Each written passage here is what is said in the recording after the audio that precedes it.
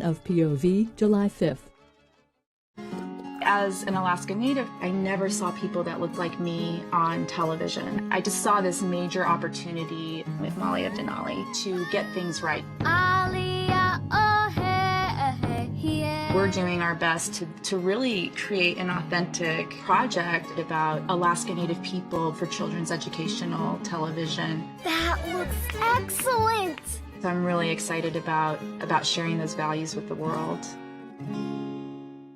You're watching New England Public Media, WGBY Springfield.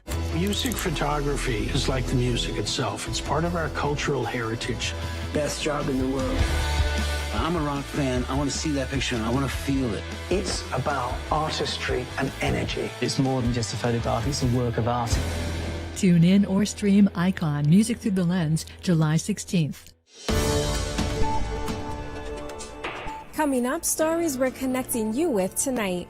We pay a visit to a beloved Berkshire's garden that's been called a museum of living things. We're really a collection of plants, so people look at how many species there are and how many different types of plants we feature. A local poet explores both her Jewish and transgender identities through her work. Yeah, I'm trans, but my life still matters. It doesn't only matter if I'm pretending to be male. And with summertime finally here in Western New England, it's time to go shopping at the local farmers market.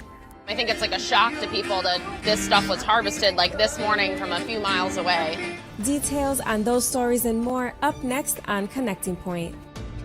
Support for Connecting Point is provided by our contributing viewers.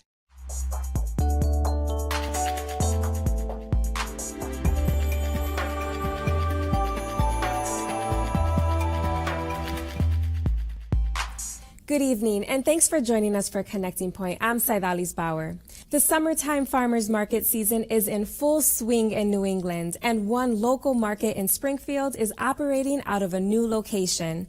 After setting up their tables and tents in Court Square and Tower Square in previous years, the downtown Springfield Farmers Market can now be found in the 𝗀𝙭𝙭 and Stearns Square section of town.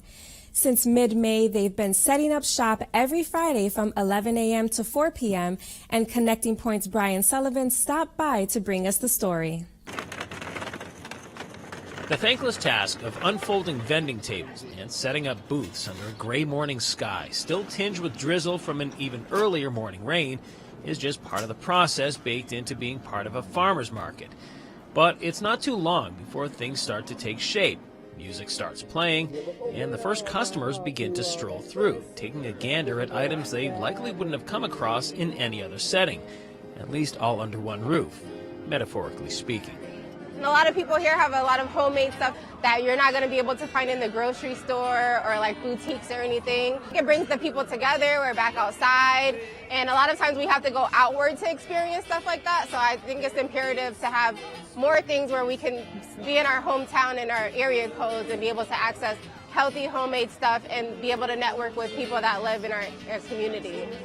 The community is that of Greater Springfield, and the locale for this market is in the Stearns Square and 𝗀𝙭𝙭 section of downtown, in the block of Dwight, Worthington, Main, and Taylor Streets.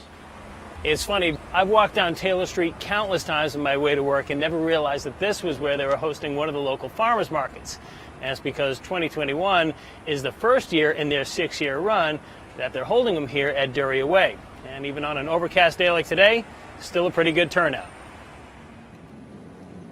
And it's more than just a neat location, with urban forestry, brick pavers underfoot, and even older brick buildings in the backdrop.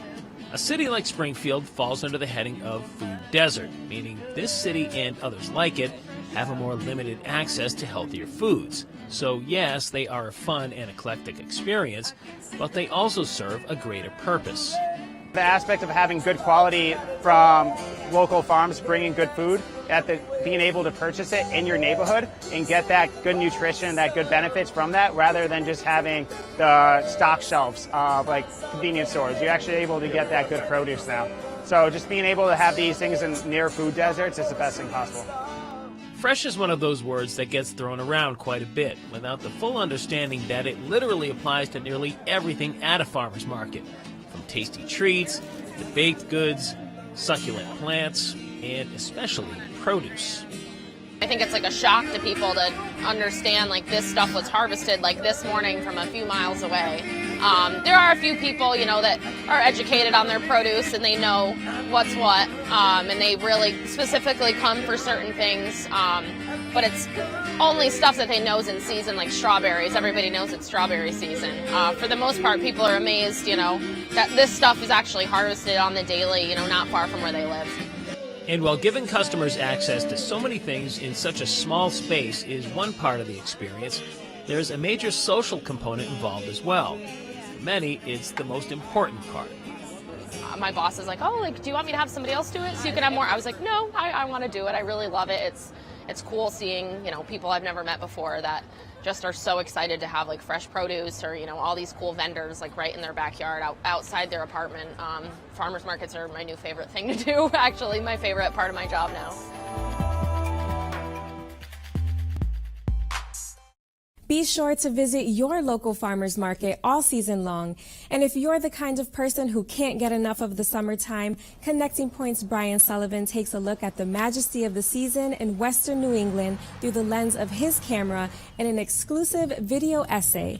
It's available online right now at nepm.org/connectingpoint.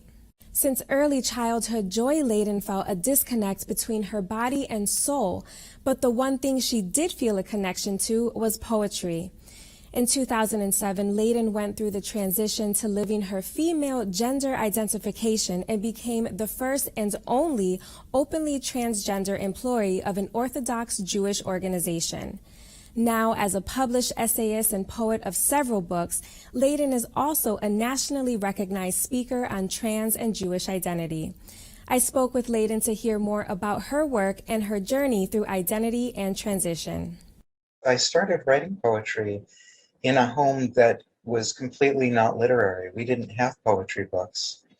But as soon as I started writing what I considered poems, what I would now call like rhymes. But I not only considered them poems, I considered them great poems, even though I had no concept of literature. And I've often, what was it about, what did I think I was doing when I was 6 years old that I thought was so important? And I think that it was because when I wrote, I felt connected to language as a whole, something larger than myself. When I made words rhyme, I was showing that words that seemed to be different on the outside had an inner kinship on the inside. And I wonder if that's not the way I felt about my female gender identification, that I could feel it rhyming with other girls, but they couldn't see that.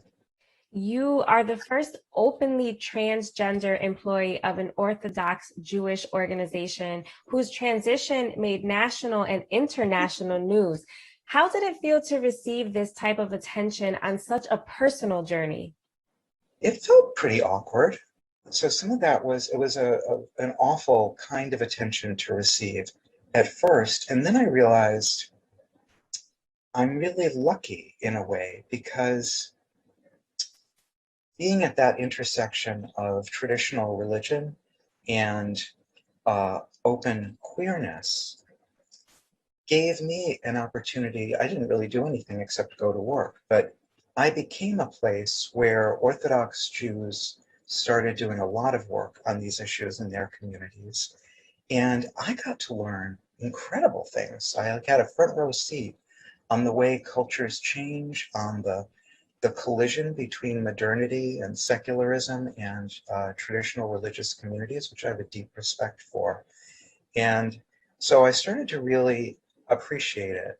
The second book that you published, entitled The Book of Anna, it's a collection of prose diary entries and poems in the voice of a concentration camp survivor, and was the last book that you published as a man.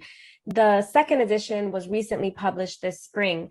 How pivotal was this book for you through your journey of identity and transition?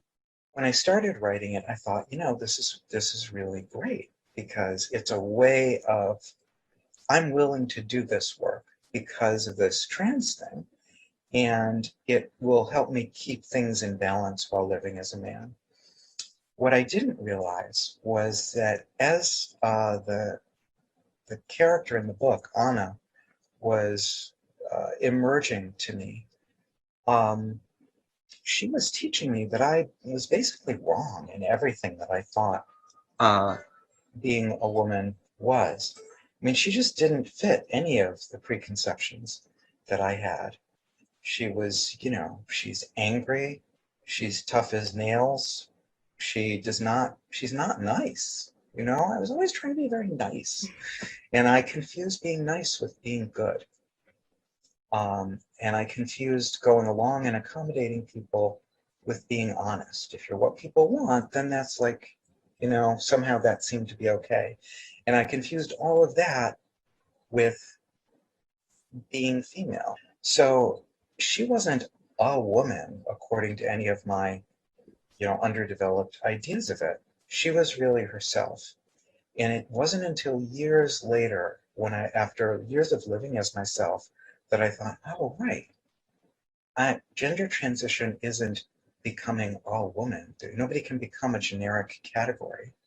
There are no women who are all women. Everybody is who you are individually. And that's what it's about for me. And that's what Anna, in an extreme way, she still scares me, was modeling for me. You've been recognized as LGBTQ Nation's top 50 transgender Americans, and you've delivered talks nationally on trans and Jewish identity. What motivates you to do this type of work? When I went to UMass Amherst to do an MFA, one of their main means of support is giving classes to people. And in my first class, I was like, oh my God, this is a totally different thing, but I need to do this in the same way that I feel like I need to write poetry. It's another vocation for me. And being a teacher, to me, involves two things that are sacred and they're linked together. It's trying to help other people to understand, but in order to do that, I need to understand. Like, I can't help other people understand unless I'm always engaged in the work of understanding other people. I have to keep growing and learning that way. And so teaching is a way that we grow together in understanding. And the work around trans talking, I don't even know if it's activism. It's just, I do feel like it's part of my work to help people understand and to always be working to understand things better and more broadly. And so I pay attention to anti-trans feminists and evangelical critiques of trans identity, not because it's fun to read that stuff, but because it's my job to understand so that I can help others understand. And to that point, what is something that you would like people to understand about the trans community? Being trans and non-binary is just these are just different ways of being human. And not only that, but identities for all of us. It's like what Anna was trying to teach me. None of these identities, no matter how well they work for us, and sometimes they work really well for us, you know, we get a lot of goodies from them, but none of the identities that any culture gives us perfectly fit us as individuals or perfectly fit us all our lives. So all of us, in a way, are, Emerson said this, Ralph Waldo Emerson, he said, we pass for what we are. All of us are passing for what we are. We're saying, I want people to understand me, and so I'll present myself as a category they understand rather than the full messy me that I'm not sure they'll understand. And that means being trans and non-binary, this is something that's common to all of us. It's just that for some of us, our bad fit is more, with the categories we're given, is more extreme. But basically, I think that trans and non-binary people give everybody a chance to embrace the larger parts of themselves that don't fit into the categories and roles they've been given. Every Friday night, Connecting Point explores the creativity, culture, and community that make us Western New England, but it doesn't stop there. You can find us online anytime for exclusive features and content. This week, we bring you the powerful poetry of 𝗄𝙭𝙩, who reads her latest work entitled Singing for us. Before you were a fetus, before you were an egg, you were a song I was already singing, a promise I'd already kept. I stretch out your curtains, strengthen your pegs, make room inside you for the world I created you to share. Don't miss this digital exclusive available online right now at nepm.org/connectingpoint. Established in 1934, the Berkshire Botanical Garden is revered as one of the older public display gardens in the Northeast. With over 3,000 species and varieties in its collection, it's referred to as a museum of living things and is a showcase of horticulture and garden design. It encompasses 24 acres of land at the intersection of routes 102 and 183 in beautiful and historic Stockbridge, Massachusetts. And producer 𝗍𝙭𝙩 visited the garden and spoke with its executive director to find out what makes it so special for so many. We look at ourselves as a museum of living things. So we're not a park, we're not just a pleasure garden that you walk through and see beautiful things, but we're really a collection of plants. So people look at how many species there are and how many different types of plants we feature, and botanical gardens sort of work together throughout the country, throughout the region, in communicating with one another and exchanging plants sometimes and exchanging science behind plants as well. Founded in 1934, and it was actually a collection of local garden clubs and civic organizations that got together and said, oh, the Berkshires should really have a botanical garden. And so by 1935, there was an initial gift of land here that people started cultivating.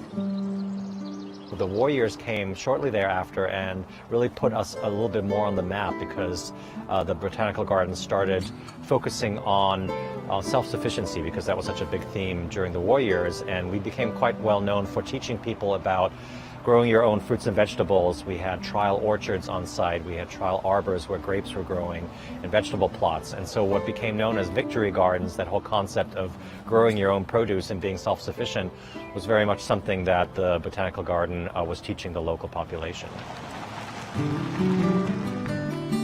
We are located in Stockbridge, Massachusetts, so in the heart of the Berkshires. We are about 24 acres of gardens and wild areas. Our main season is from May 1 through Columbus Day weekend, and that really coincides with the growing season, so there's not much really growing in the off-season, but we're very much open year-round. We have classes year-round, so people come visit us even in the midst of winter, and the gardens themselves are actually quite beautiful in the middle of winter as well. So we have a lot of four-season interest. If you look around, there are a lot of evergreen trees and shrubs, so they will just provide that structure in the middle of winter, and then you have this beautiful Berkshire snow scene developing, so it's almost as beautiful as it is in the middle of the season right now.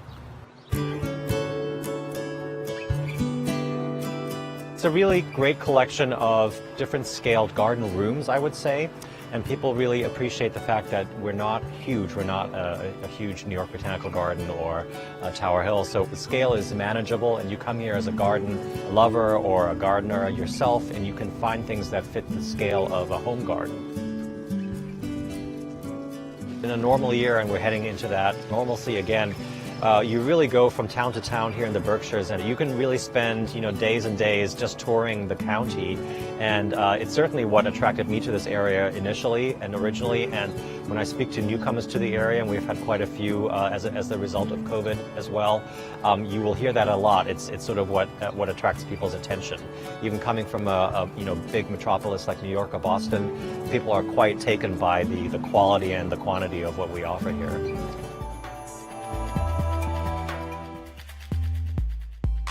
This summer, the Yale School of Music's Norfolk Chamber Music Festival is returning after a hiatus last year due to the pandemic. The festival, which is believed to be the oldest chamber music festival in the country, will feature a series of live stream performances this July and August. And on July 9th, the festival will be launching a new multi-year project entitled Musical Bridges, with the premiere of a piece by acclaimed composer, violinist, and educator Daniel Bernard Roumain. The powerful work is based on the killing of Philando Castile by a Minneapolis police officer in 2016. I spoke with Rumain as well as Melvin Chen, the festival director, to learn more about how this project will use classical music to expand cultural conversations. Classical music, I think justifiably so, has always had a reputation of being kind of elitist for older people. Our tradition is primarily white and European and dead males, but I think any artistic field is a living field, right? Any art has to keep growing and has to keep evolving. And so I think, one part of that is being able to reckon with the tradition we had and move forward from it. And I think that, especially in America with such a multicultural society, that classical music has to participate in that, has to participate in the societal conversations going on, has to participate in the music that's being generated. Daniel, Musical Bridges is launching with the premiere of your piece entitled Twin Stars, 32 Diamond Variations for Diana, which focuses on the fatal shooting of Philando Castile by a Minneapolis police officer in 2016. Why did you choose to focus on this incident in particular for your piece? Because I feel that as a Black Haitian American composer working in a field that has a long and continued history of exclusion, it was important for me to create a work that could speak to an American family, that could speak to the human qualities that bind us together that oftentimes are absent. And I think that any commission, for me, is an opportunity to shine a hot, bright light on a recurring pattern of inhumanity, injustice, and racism. Daniel, you've stated that diversity, equity, and inclusion is in the best interest of public health, and that classical music needs to look at that as a guiding principle. As a Black Haitian American composer, how do you hope to inspire other BIPOC musicians, BIPOC standing for Black Indigenous People of Color? There's a term, ancestral futurism, right? That to really evolve, you have to hold on to the past and pull it with you. And that there's constant learning that the past tells us. So when I say something that sounds inflammatory, like classical music is racist, what I'm getting at is that classical music operates within an American patriarchal society that was founded in a, brutal type of racism, the most brutal, right? A group of people who had to work, who were not seen as people, who were seen as a part of an industry, right? That's sinister. That's absolutely sinister. And, classical music, like it or not, is operating within, I think, a continued pattern of systemic racism that can only be met with continued patterns of systemic anti-racism. Music is obviously more than just entertainment for the both of you. As musicians and educators, what drives both of your musical purposes? What I really want to try to do is to do my part in dragging classical music back into the center of culture where it can be part of these conversations. And the way to do that is to connect what is happening in America, the people that are in America, the music that is in America, to classical music. To say to ourselves, okay, look, classical music has in its past these things that we have to deal with, is our history, is our baggage, as Daniel says. But moving forward, how can we do it in a way that's more inclusive and, has the possibility of participating in the important conversations that we're having right now?